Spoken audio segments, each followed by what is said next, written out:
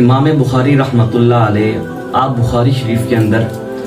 ایک حدیث لے کے آتے ہیں کہ عن ابی ہریرہ یقول سمعت رسول اللہ صلی اللہ علیہ وسلم کل امتی معافا الا المجاہرین وان من المجاہرۃ ان یعمل الرجل باللیل عملا ثم یصبح وقد سترہ اللہ علیہ فیقول یا فلان عملت البارحة كذا وكذا وقد بات يستره ربه ويصبح يكشف ستر الله عنه کہ حضرت سیدنا ابو ہریرہ رضی اللہ تعالیٰ عنہ آپ فرماتے ہیں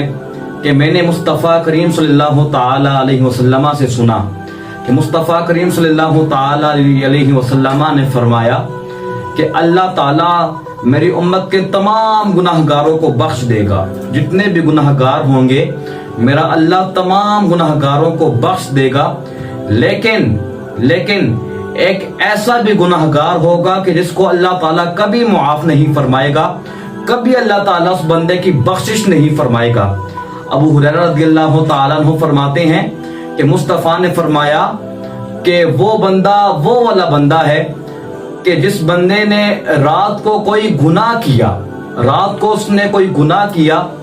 اور رات جیسے ہی وہ صبح ہوئی تو پھر اللہ تعالیٰ نے اس کے عیب کے اوپر، اس کے گناہ کے اوپر پردہ ڈالا ہوا تھا.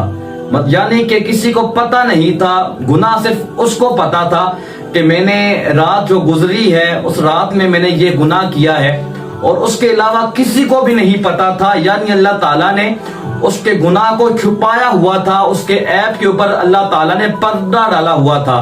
لیکن فیقول یا فلان عملت البارحة کذا وکذا،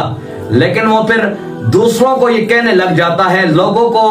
یہ بات بتانے لگ جاتا ہے کہ لوگوں تمہیں پتہ ہے کہ میں نے رات کو فلاں کام کیا ہے، میں نے جو رات گزری ہے اس رات میں نے یہ گناہ کیا ہے. مصطفیٰ کریم صلی اللہ تعالی علیہ وسلم فرماتے ہیں کہ رات کو صرف گناہ اسے پتا تھا اور اس کے اللہ تعالیٰ کو پتا تھا،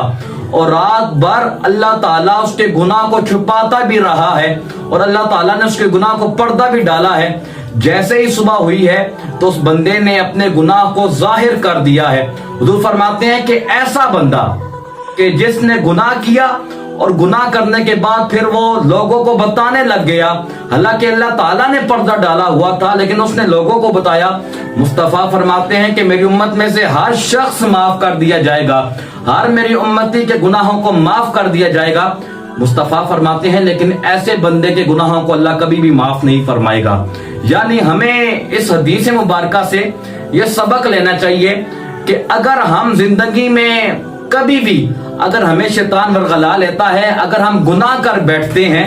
تو اگر ہم گناہ کر بھی لیں تو پھر ایسا نہ ہو کہ گناہ کرنے کے بعد پھر ہم لوگوں کو بتاتے چلیں کہ لوگوں میں نے بڑے اور آج کل ہم دیکھتے ہیں کہ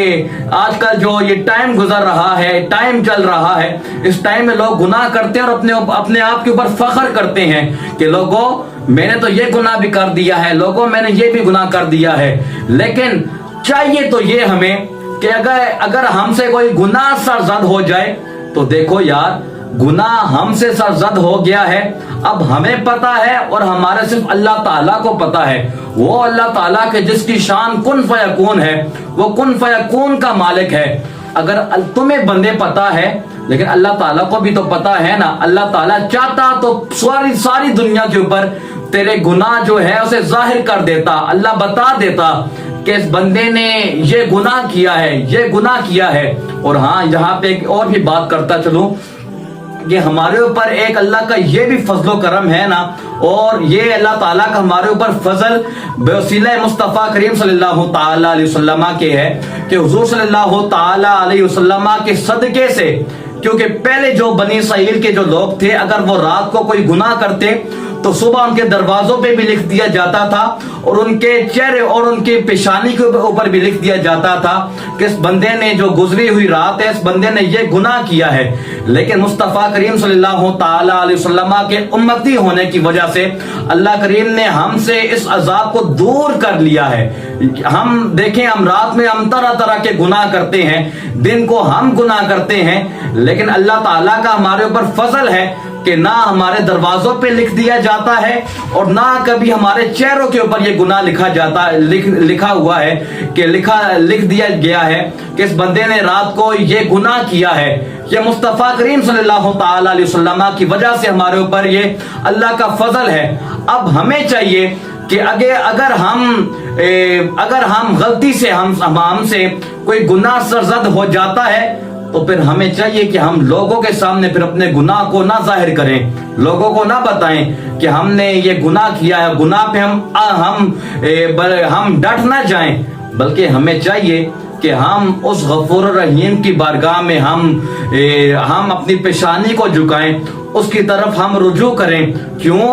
وہ تو خود قرآن کے اندر کہتا ہے کہ لا تقنطوا من رحمت اللہ، لا تقنطوا من رحمت اللہ،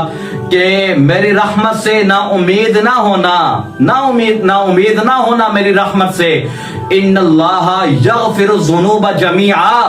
کہ بے شک اللہ تعالیٰ جو ہے وہ تو گناہگاروں کو بخشنے والا ہے، وہ تو گناہوں کو بخشنے والا ہے، وہ تمہارے تمام گناہوں کو معاف کر دے گا۔ اگر ہم سے کوئی گناہ سرزد ہو بھی جاتا ہے نا، چاہیے کہ اللہ کی بارگاہ میں آئیں، کہیں یا اللہ تیرا بندہ ہوں، یا اللہ مجھ سے یہ گناہ سرزد ہو گیا ہے، مولا میرے گناہوں کو معاف فرما، مولا میرے گناہوں کو معاف فرما۔ اور جب بندہ اس طرح کے کلمات کہتا ہے، رب کہتا ہے کہ جب بندہ کوئی گناہ کر بیٹھتا ہے تو اس کے بعد جب وہ میری بارگاہ میں آتا ہے اور کہتا ہے مولا میں نے گناہ کیا ہے، میرے گناہوں کو معاف فرما، تو رب فرماتا ہے کہ میں اپنے بندے سے بہت زیادہ خوش ہو جاتا ہوں۔ اور جب رب خوش ہو جاتا ہے تو پھر اپنے بندے کے تمام گناہوں کو معاف بھی فرما دیتا ہے۔ اور مصطفیٰ کریم صلی اللہ تعالی علیہ وسلم کا یہ بھی فرمان علی شان ہے کہ انسان خطا کار ہے، انسان خطا کا پتلا ہے، انسان خطا کار ہے، لیکن بہترین خطا کار وہ ہے، بہترین گناہگار وہ ہے کہ اگر اس سے گناہ سرزد ہو جاتا ہے، اور جب گناہ سرزد ہو گیا، جب گناہ ہو گیا، اس کے بعد وہ اللہ تعالیٰ کی بارگاہ میں آتا ہے، فرمایا ایسا بندہ بہترین گناہگار ہے۔